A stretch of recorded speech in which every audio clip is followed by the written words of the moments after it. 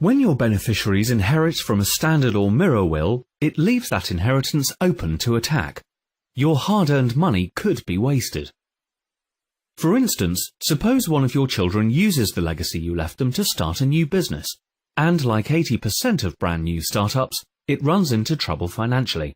The bank could decide that enough is enough and calls in the loan, resulting in the business closing. Or perhaps your beneficiaries can't handle large amounts of cash, burning their inheritance on fast cars and living the high life, running up huge credit card debts and short-term loans. Either way, they could end up with a string of county court judgments or a bankruptcy suit. Not quite what you'd planned, paying off the creditor's debts using your money. Setting up a simple trust alongside your will could have protected that money from the courts, and you could ensure that your children and future generations enjoy their inheritance from your estate for years to come.